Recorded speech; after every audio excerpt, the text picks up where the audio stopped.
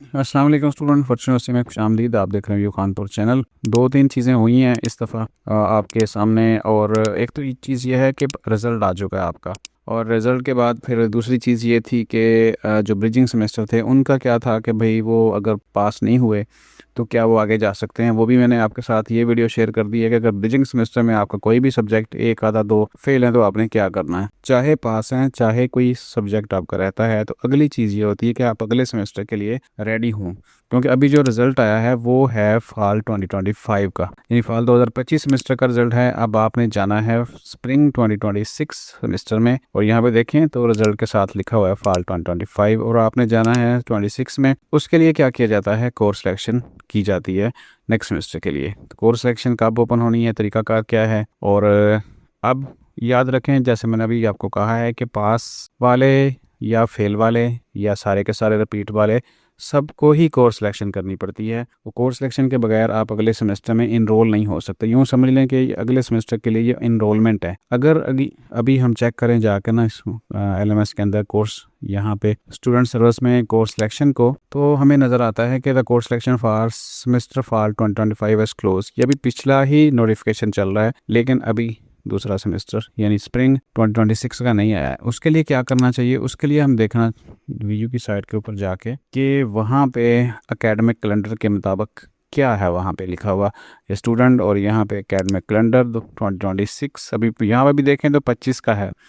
अब एक्सपेक्टेड जो डेट है ना वो कोर्स सिलेक्शन की, वो कम से कम भी 10 होगी। ठीक है, 10 तारीख आज 6 हो चुकी है, 6 मार्च, और 10 तारीख तक आपकी कोर्स सिलेक्शन ओपन हो सकती है, 10 से 12 के दरमियान। और फिर आपने जाके कोर्स सिलेक्शन करनी है। अब इसमें कई सारी चीज़ें हैं। कई स्टूडेंट कहते हैं कि पिछले सेमेस्टर में जी फॉल 2025 में अगर कोई सब्जेक्ट रह गया है तो उसको फिर हम जी अगले सेमेस्टर के साथ दे लें, यानी अगला सेमेस्टर भी साथ और साथ में पिछले भी एक दो सब्जेक्ट जो है।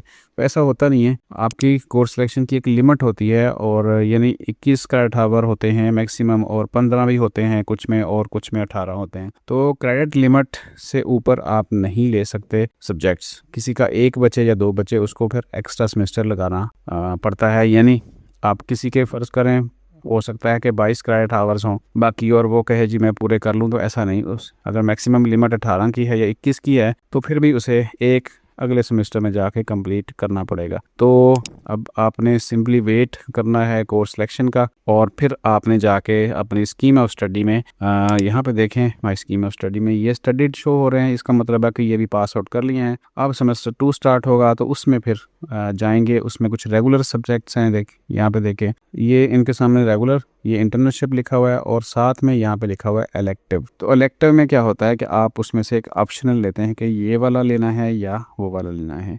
यहाँ पे देखें सामने एक फॉर एग्जांपल मैं आपको बता रहा हूँ कि यहाँ पे HRM 624, MGMT 629 और MGT 613। तो इसका मतलब ये है कि ये जो तीन सब्जेक्ट्स हैं यहाँ पे इनमें से एक लिया जाएगा। HRM 624, GMT 629 और MGT, यानी इस तरह के सब्जेक्ट मैं आपको सिर्फ बताने की कोशिश कर रहा हूँ कि इस तरह ग्रुप होते हैं सब्जेक्ट्स के, और उनमें से फिर आपने सेलेक्ट करना होता है। एक आधी कोर्स सिलेक्शन स्कीम और देख लेते हैं, और फॉर सपोज BS लेटरल है या BS है, किसी की भी हो, सबने कोर्स सिलेक्शन तो करनी है। अकाउंटिंग एंड फाइनेंस खोल लेते हैं और स्कीम ऑफ स्टडी में जाते हैं। पहला सेमेस्टर हो गया, यहाँ पे देखें तो काफ़ी डिटेल में लिखा हुआ है पहला सेमेस्टर। अब सेकंड सेमेस्टर में जब आते हैं आप, तो फिर आपके सामने क्या है, अब यहाँ पे कोई ऑप्शन नहीं है, सिंपल लिखा है कि इंग्लिश 201 भी लेना है, MGT 101, MGT 301, MGT 411 और MTH 302 और पार्क स्टडी, यानी इसमें सब ही रिक्वायर्ड लिखे हुए हैं, कोई ऑप्शनल नहीं है, इलेक्टिव नहीं है। अगर हम आगे जाते हैं सेमेस्टर 3 को फॉर एग्जांपल देखते हैं, तो यहाँ पे रिक्वायर्ड में 4 हैं, एक 3 ये है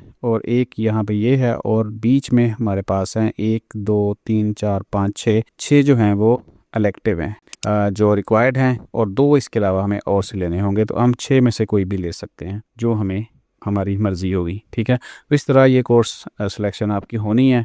और होने के लिए क्या करेंगे, जब आप यही वाला जो सेटअप है ना, आपकी कोर्स सिलेक्शन में ओपन हो जाएगा, ये सब्जेक्ट शो होंगे।